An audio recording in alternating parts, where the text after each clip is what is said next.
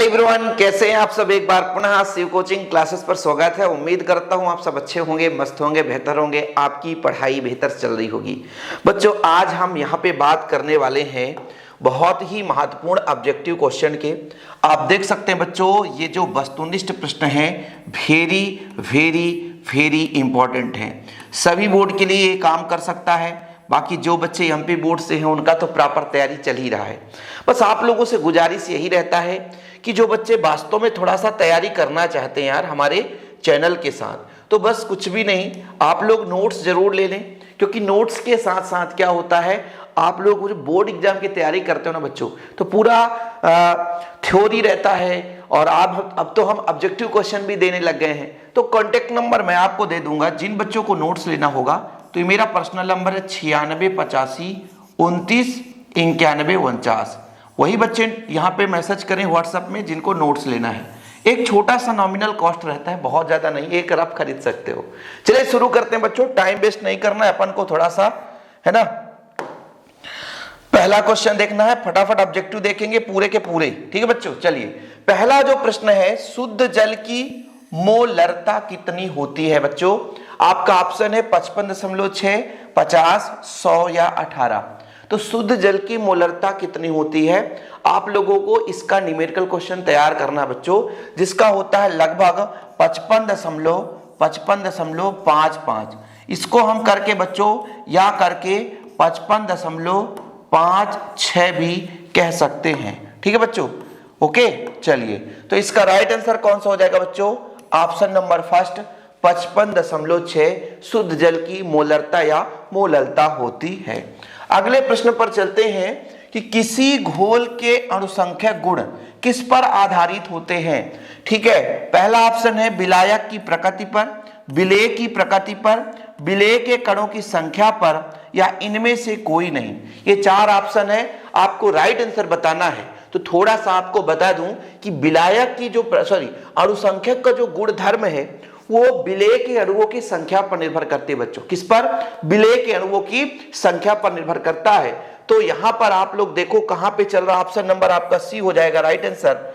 विलेय के कणों की संख्या पर अणुसंख्यक गुणधर्म निर्धारित होते हैं, ठीक है बच्चों। चलिए अगला क्वेश्चन है, विद्युत का सबसे अच्छा सुचालक है। हम सभी चैप्टर से सिलेक्टेड क्वेश्चन लेकर आए हैं और ऐसे ही आगे आता रहेगा। बिल्कुल आपके लिए बेहतरीन रूप से क्लासेस आएंगी। बस हाँ यार, चैनल पे आए, चैनल को सब्सक्राइब जरूर कर लेना और अपने दोस्तों के साथ शेयर कर देना। आपका सपोर्ट रहा तो मैं गारंटेड कहता हूं कि एमपी बोर्ड में फाड़ दोगे यार आप एग्जाम।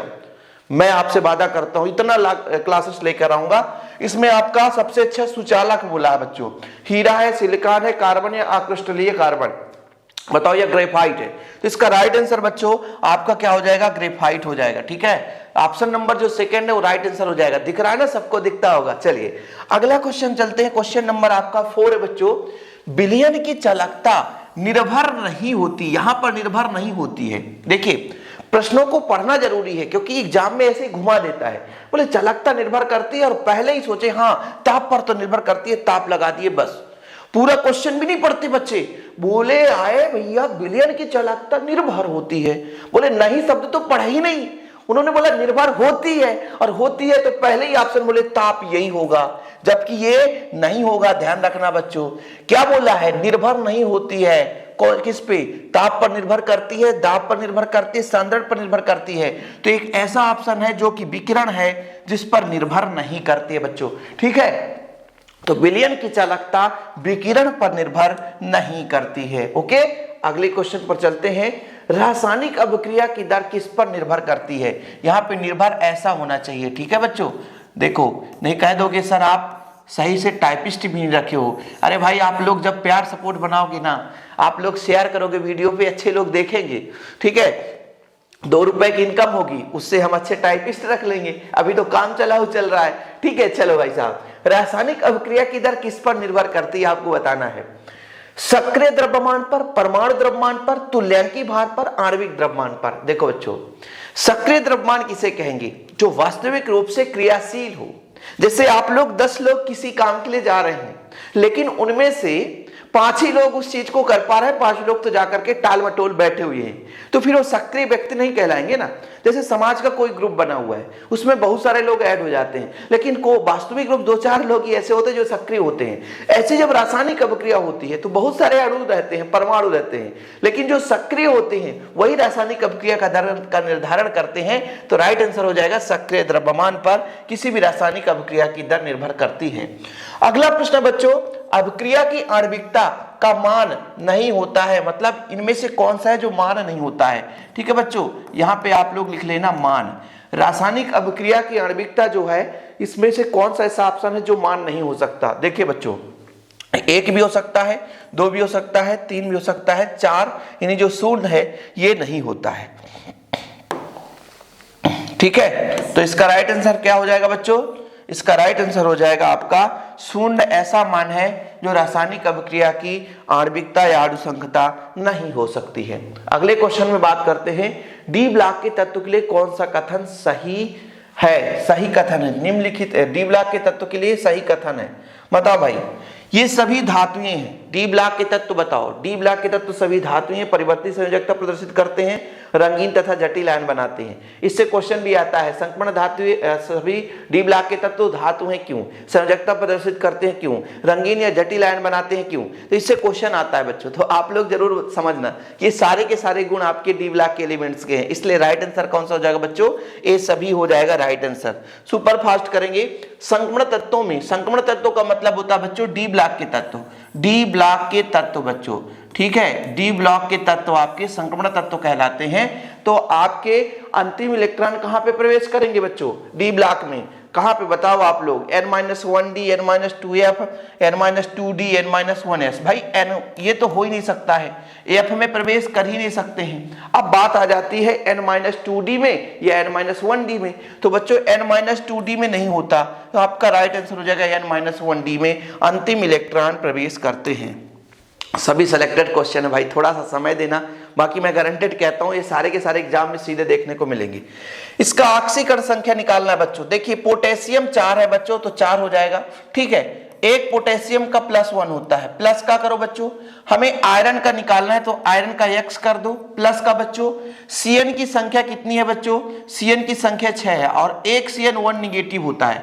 टोटल में कर दो 0, इसको कैलकुलेट करोगे 4 धन x, ठीक है, माइनस का 6 बराबर 0। तो बच्चों ये 4 में 6 घट जाएगा, 2 हो जाएगा, पक्षांतर हो गए तो x बराबर प्लस का 2, प्लस का 2, प्लस का 2 कहां पे है, ये ऑप्शन नंबर प्लस का 2 हो जाएगा बच्चों, प्लस का 2 हो जाएगा। चलिए अगले प्रश्न पर चलते हैं।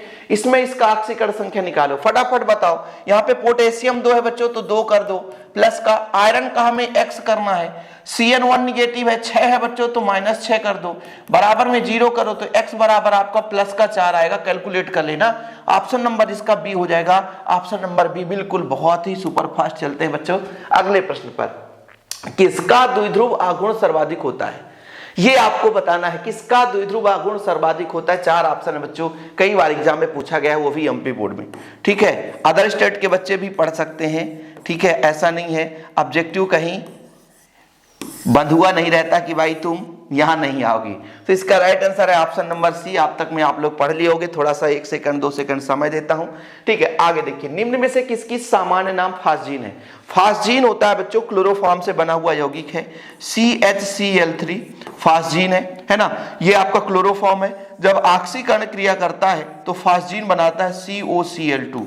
ये अत्यंत विषैला होता है ना। इसे यदि खुला छोड़ देंगे क्लोरोफॉर्म को तो फास्जीन बनाता है, और फास्जीन निश्चेतक का काम करता है। आप लोग सो जाओगे, खत्म कहानी हमेशा के लिए।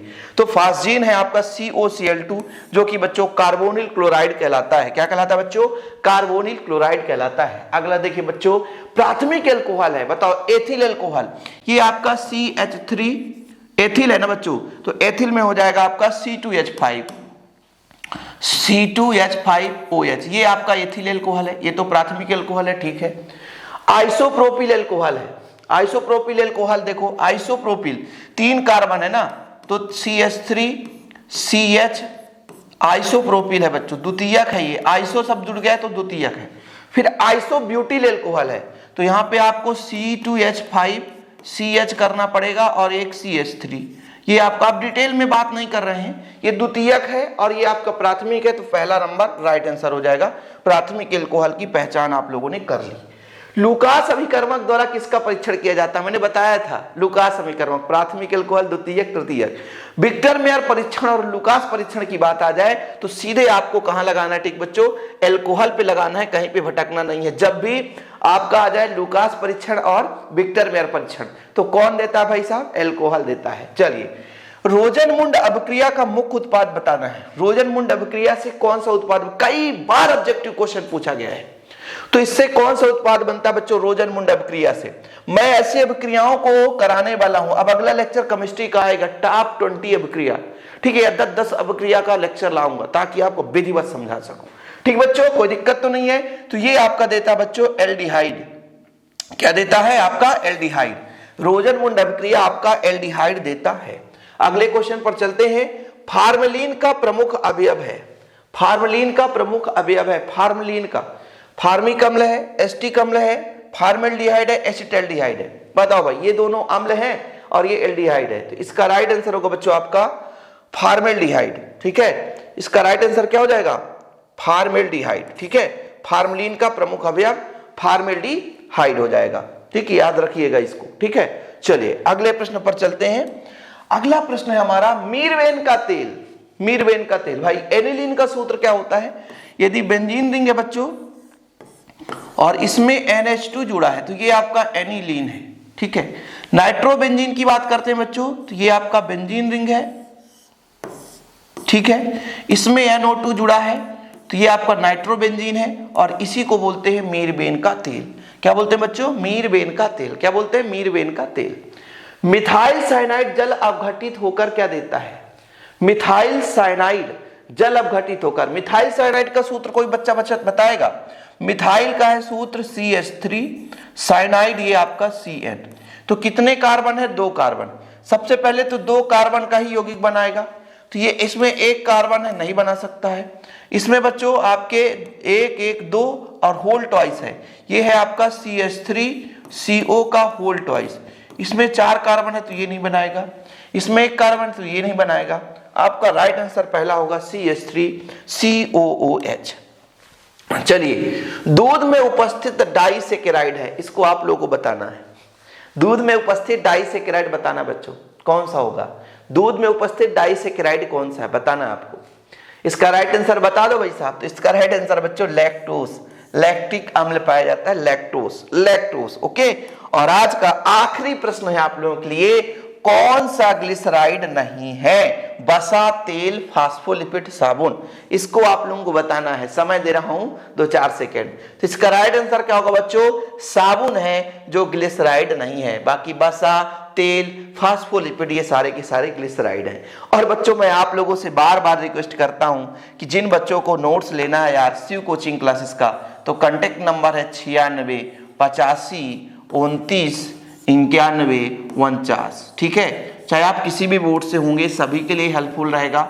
ठीक है, आप लोग अपने बोर्ड के अनुसार ले सकते हैं नोट्स और प्रॉपर रूप से तैयारी कर सकते हैं। और आप लोगों से गुजारिश है कि भाई यार डिजिटल बोर्ड बच्चों अभी नए नए क्लासेस चल रहे हैं, इसके लिए कंटेंट तैयार करना मेरे लिए बहुत कठिन होता है। ये कब हो सकता है संभव? जब हमारे पास थोड़ा सा आप लोगों का सपोर्ट रहेगा।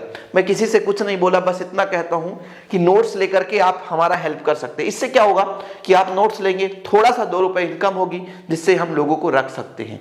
और बढ़िया जितना PPT बनेगा उतना क्लास आपके लिए आना शुरू हो जाएगा। फिलहाल अभी के लिए इतना ही बच्चों। जय हिंद, वंदे मातरम।